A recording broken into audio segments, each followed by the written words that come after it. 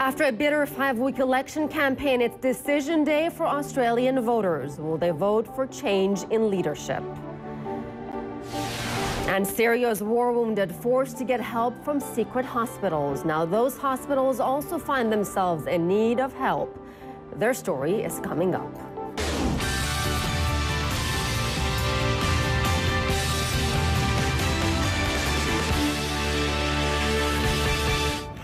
Hello everyone, I'm Asiye Namdar. This is CNN Newsroom. Let's get straight to the top stories. Right now, voters across Australia are deciding if Prime Minister Kevin Rudd keeps his job or if it's time to give the post to challenger Tony Abbott. Voting in Eastern Australia has been underway for 7 hours now, 5 hours in the West. Let's go to Sydney, where we're joined by Sky News political reporter David Speers. So David, is it pretty much a foregone conclusion that Australia will have a new Prime Minister? Foregone conclusion. All the opinion polls are pointing to this. There are still 3 hours of voting left here in Australia, but all the signs are that Australians have today decided to change government. That doesn't happen terribly often in this country, but Tony Abbott, the opposition leader for the past 4 years, is on track to become Prime Minister later tonight. So these two men definitely have issues they see eye to eye.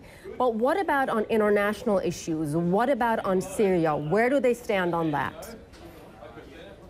Well, you're right, they do see eye to eye on a number of things. The big picture of economic management, and also what's been a big issue in Australia, as you know, asylum seekers, border protection. They now have fairly similar positions on a hardline position on boat arrivals when it comes to asylum seekers. More broadly on international affairs, the issue in Syria has dominated somewhat during this election campaign.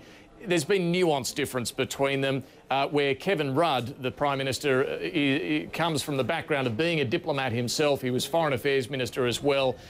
He has championed Australia's role on the world stage, getting us a seat on the UN Security Council, of which we are now president, a seat at the table of the G20 as well. He's talked up Australia's influence on the world stage and has also talked up the need for action when it comes to Syria as well.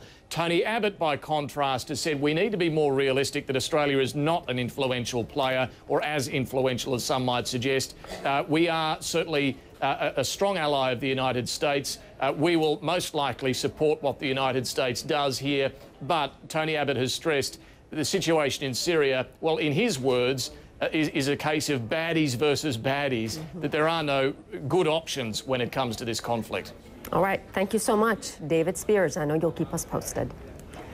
And join us later today as CNN's Rosemary Church and Stan Grant from our affiliate Sky News Australia will have live results and more from Australia's election. That's Saturday night at 8 in Sydney.